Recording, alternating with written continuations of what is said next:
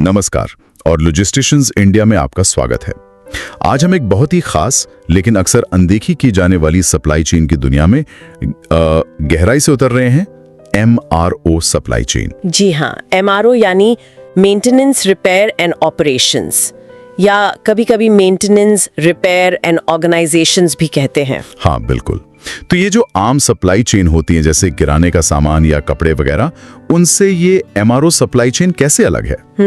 आज हमारे पास इस पर कुछ इंडस्ट्री रिपोर्ट्स हैं, एक्सपर्ट्स के विश्लेषण हैं और कुछ एकेडमिक लेख भी हैं। अच्छा। हमारा मकसद है कि इन सब स्रोतों से मेन पॉइंट्स निकालकर समझें कि भाई MRO सप्लाई चेन्स की असली चुनौतियां क्या हैं और उन्हें बेहतर कैसे बनाया जा सकता है। बिल्कुल बिल्कुल, ये बहुत जरूरी टॉपिक है। तो चलिए शुरू करते हैं इसकी बारीकी से पड़ताल।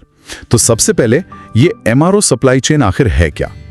मतलब इसका मेन काम क्या है? देखिए, इसका मुख्य काम सीधे कस्टमर को कोई प्रोडक्ट बेचना नहीं है। अच्छा। इसका काम है किसी ऑपरेशन को, मान लीजिए कोई माइनिंग कंपनी है, कोई एयरलाइन है या कोई पावर प्लांट है, उसको चालू रखने के लिए जो भी सामान चाहिए, खासकर स्पेयर पार्ट्स, वो टाइम पर उपलब्ध कराना। ओके, तो फोकस ऑपरेशन को चलाते रहने पर है, ना कि सेल्स पर। एग्जैक्टली। आप रिटेल या FMCG को देखें, वो बिक्री बढ़ाने, शेल्फ खाली न रहे, इस पर ध्यान देते हैं। MRO का लक्ष्य है मशीनें चलती रहे, इक्विपमेंट खराब ना हो। हाँ, ये बात तो है। आप सोचिए, किसी खदान में वो बड़ी बड़ी मशीनें अगर रुक गईं, अरे बाप रे, तो एक एक दिन में करोड़ों का नुकसान हो सकता है। इसलिए यहाँ सही पार्ट सही टाइम पर मिलना वो सबसे जरूरी है। सही। पहले शायद ये होता था कि बस पार्ट ले आओ, कीमत चाहे जो भी हो, लेकिन अब जाहिर है लागत और एफिशिएंसी पर भी उतना ही ध्यान देना पड़ रहा है। हाँ, ये बैलेंस बनाना जरूरी हो गया होगा। अच्छा, स्रोतों में एक बड़ी इंटरेस्टिंग बात पता चली MRO इन्वेंट्री के बारे में, कि ये अक्सर बहुत ज्यादा होती है, मतलब ह्यूज क्वांटिटीज, और इसमें ऐसी चीजें भी शामिल होती हैं जो शायद सालों तक इस्तेमाल ही ना हो। हाँ, बिल्कुल। इसको इंडस्ट्री में स्लोबैक्स कहते हैं। स्लोबैक्स, ये क्या है? स्लोबैक्स मतलब slow moving, obsolete and excess inventory, यानी ऐसा सामान जो बहुत धीरे बिकता है या इस्तेमाल होता है, पुराना हो चुका है या जरूरत से ज्यादा मात्रा में पड़ा हुआ है। Okay, slow moving, obsolete, excess, समझ गया। और MRO इन्वेंट्री की कॉम्प्लेक्सिटी यहीं खत्म नहीं होती। इसमें कई तरह की चीजें होती हैं, जैसे रोजमर्रा में लगने वाले नट बोल्ट, ग्रीस वगैरह, जिन्हें कंज्यूमेबल्स कहते हैं। फिर होते हैं स्पेयर्स, जो प्लान्ड मेंटेनेंस के लिए रखे जाते हैं, मतलब पता है कि इस मशीन का ये पार्ट 6 महीने में बदलना है। फिर होते हैं इमरजेंसी स्पेयर्स, जो अचानक ब्रेकडाउन होने पर चाहिए होते हैं। हाँ, ये तो बहुत क्रिटिकल होंगे। और फिर होते हैं रोटेबल्स। ये बड़े महंगे पार्ट्स होते हैं, जैसे प्लेन का इंजन या कोई बड़ा गियर बॉक्स, जिन्हें खराब होने पर फेंका नहीं जाता बल्कि रिपेयर करके वापस इस्तेमाल में लाया जाता है। अच्छा, तो मतलब इन्वेंट्री में ही इतनी वैरायटी है। बिल्कुल। और इन सब की ज़रूरतें, इनकी कीमत, इनको मंगाने में लगने वाला टाइम यानी लीड टाइम, ये सब बहुत अलग अलग होता है।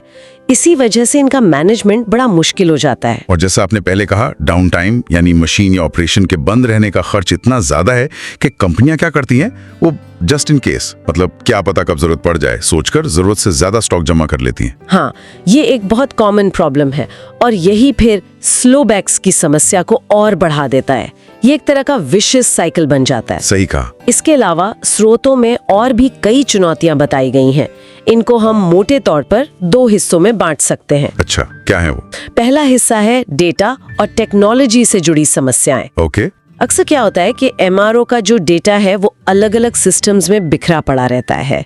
जैसे कंपनी का मेन ERP सिस्टम अलग है, मेंटेनेंस का रिकॉर्ड रखने वाला CMS सिस्टम अलग है और वेयरहाउस का WMS सिस्टम अलग। हाँ, ये तो होता है कई जगह। अब इन सिस्टम्स में या तो डेटा ही सही नहीं होता, या अधूरा होता है, या फिर ये सिस्टम आपस में ठीक से जुड़े ही नहीं होते, बात ही नहीं करते। तो पता ही नहीं चलता कि कौन सा पार्ट कहाँ है, कितना है, कब चाहिए। एग्जैक्टली।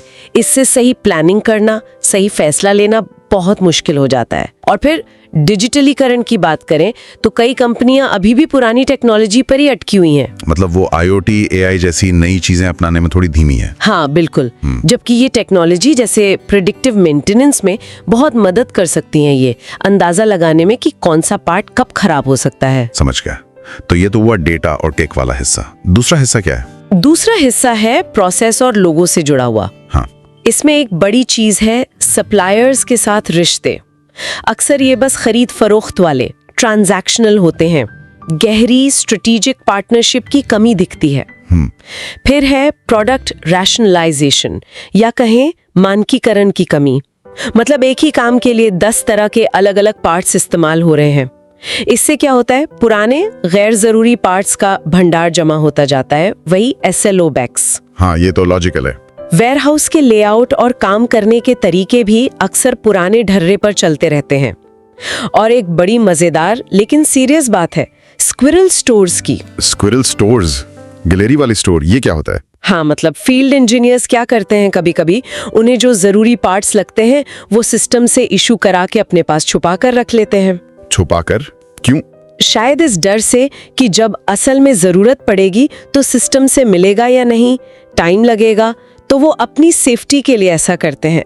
अब ये जो छुपा हुआ स्टॉक है ये इन्वेंट्री सिस्टम में तो दिखता नहीं। अरे, तो इससे तो पूरी इन्वेंट्री मैनेजमेंट गड़बड़ा जाती होगी। बिल्कुल। और आखिर में क्योंकि ब्रेकडाउन कब होगा ये कहना मुश्किल है, इसलिए डिमांड का सही अंदाजा लगाना, फोरकास्ट करना, ये भी एक बड़ी चुनौती है। बाप रे, तो ये तो काफी सारी चुनौतियां हैं एमआरओ में। इनसे निपटने के लिए मतलब सप्लाई चेन को बेहतर बनाने के लिए क्या किया जा सकता है? स्रोत कुछ सप्लाई चेन एक्सीलेंस जैसी बात करते हैं। हाँ, देखिए, एक्सीलेंस के लिए एक मल्टी प्रोंग्ड अप्रोच चाहिए। मतलब कई दिशाओं में एक साथ काम करना होगा। जैसे कि सबसे पहला और सबसे अहम है डेटा और टेक्नोलॉजी का सही इस्तेमाल। इन्वेंट्री कंट्रोल को बेहतर बनाना, इसके लिए ABC एनालिसिस जैसी तकनीकें हैं। ABC analysis? हाँ, मतलब सामान को उसकी वैल्यू या क्रिटिकलिटी के हिसाब से A, B, C कैटेगरी में बांट देना। A कैटेगरी वाले सबसे जरूरी या महंगे आइटम, उन पर सबसे ज्यादा ध्यान देना। अच्छा, ठीक है। फिर सही रीऑर्डर पॉइंट्स तय करना कि कब नया स्टॉक मंगाना है। FIFO, LIFO जैसी मेथोडोलॉजीज यूज करना। लेकिन इन सब से ऊपर सारे सिस्टम्स को इंटीग्रेट करना ताकि एक जगह पर सटीक रियल टाइम डेटा मिले। वो सिंगल सोर्स ऑफ ट्रूथ वाली बात। बिल्कुल। और फिर प्रिडिक्टिव एनालिटिक्स और IoT का इस्तेमाल करना, ये अनुमान लगाने के लिए कि मेंटेनेंस की जरूरत कब पड़ सकती है। ये तो हुआ डेटा और टेक साइड। ऑपरेशनल लेवल पर क्या सुधार हो सकते हैं? हाँ, ऑपरेशनल सुधार भी उतने ही जरूरी हैं। इसमें आता है सप्लायर्स के साथ स्ट्रेटेजिक पार्टनरशिप बनाना, जैसे VMI यानी वेंडर मैनेज्ड इन्वेंट्री जैसे मॉडल अपनाना। इसमें सप्लायर खुद आपकी इन्वेंट्री का लेवल मॉनिटर करता है और जरूरत के हिसाब से सप्लाई करता है। अरे वाह, ये तो बढ़िया है। हाँ, ये काफी कारगर हो सकता है। फिर वेयरहाउस के लेआउट को सुधारना, प्रोसेस को स्ट्रीमलाइन करना, टेक्नोलॉजी का इस्तेमाल करना, जैसे बार कोडिंग या RFID टैग्स, ताकि सामान को ट्रैक करना आसान हो जाए। WMS सिस्टम को अपग्रेड करना। और लोगों वाला एस्पेक्ट, वो स्क्विरल स्टोर्स वगैरह, उसके लिए चाहिए चेंज मैनेजमेंट, मतलब बदलाव को सही तरीके से लागू करना। इसमें लीडरशिप का कमिटमेंट बहुत जरूरी है और कर्मचारियों को साथ लेकर चलना, उनको ट्रेनिंग देना, उनकी चिंताओं को समझना। वो स्क्विरल स्टोर वाली आदत शायद भरोसे की कमी से आती है, तो सिस्टम को भरोसेमंद बनाना होगा। हाँ, ये बात तो है। ट्रस्ट फैक्टर बहुत जरूरी है। जी। तो ये सब सुनकर लग रहा है कि MRO सप्लाई चेन को समझना उन सभी बिजनेस के लिए कितना ज्यादा जरूरी है जो फिजिकल एसेट्स मतलब मशीनें, इक्विपमेंट वगैरह पर निर्भर करते हैं। बिल्कुल। इसका सीधा असर उनकी बॉटम लाइन यानी कॉस्ट पर पड़ता है, उनकी एफिशिएंसी पर पड़ता है और उनकी ऑपरेशनल रेजिलियंस यानी किसी भी मुश्किल हालात से उभरने की क्षमता पर पड़ता है। और जैसा एक स्रोत इशारा भी कर रहा है, खासकर भारत जैसे देशों में जहां ग्लोबल सप्लाई चेन्स में शिफ्ट हो रहा है, वो इंडिया प्लस वाली जो बात चल रही है, वहां MRO और सप्लाई चेन मैनेजमेंट में स्किल प्रोफेशनल्स की मांग और अवसर दोनों बढ़ रहे हैं और यहाँ डिजिटल स्किल्स बहुत बहुत ज्यादा महत्वपूर्ण होते जा रहे हैं। सही बात है। फ्यूचर तो डेटा ड्रिवन ही है। बिल्कुल। तो कुल मिलाकर हमने देखा कि MRO सप्लाई चेन कितनी अलग और जटिल है। एक ऐसी दुनिया जहां पहले शायद उपलब्धता सबसे ऊपर थी, कीमत बाद में, लेकिन अब लागत और एफिशिएंसी पर भी उतना ही या शायद उससे भी ज्यादा ध्यान देना जरूरी हो गया है। हाँ, इसी संतुलन को साधना ही असली चुनौती है और यही अवसर भी छिपा है। बिल्कुल। आज की चर्चा खत्म करते हुए एक विचार छोड़ जाती हूँ। हमने डेटा, IoT, प्रिडिक्टिव एनालिटिक्स की बात की, ये सब बहुत जरूरी हैं। लेकिन जरा सोचिए, 3D प्रिंटिंग जैसी जो टेक्नोलॉजी उभर रही है वो एमआरओ में स्पेयर पार्ट्स की उपलब्धता की समस्या को कैसे बदल सकती है। 3D प्रिंटिंग मतलब पार्ट्स को ऑन डिमांड प्रिंट करना? 3D प्रिंटिंग वो जस्ट इन केस इन्वेंट्री रखने की भारी लागत को मतलब नाटकीय रूप से कम करने का रास्ता हो सकता है। ये तो सोचने वाली बात है। मतलब आपको स्टॉक रखने की जरूरत ही नहीं, जब चाहिए तब प्रिंट कर लिया। एग्जैक्टली। बेशक इसमें अपनी चुनौतियां होंगी क्वालिटी मटेरियल वगैरह की, लेकिन इस दिशा में सोचना वाकई दिलचस्प होगा कि एमआरओ का चेहरा कैसे बदल सकता है। बिल्कुल, ये एक बहुत ही दिलचस्प पॉइंट है आगे सोचने के लिए।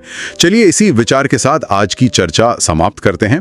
उम्मीद है आपको ये जानकारी उपयोगी लगी होगी। अगर आपको ये वीडियो पसंद आया हो तो इसे लाइक करें, सब्सक्राइब करें और अपने दोस्तों और सहकर्मियों के साथ जरूर फॉरवर्ड करें। धन्यवाद। धन्यवाद।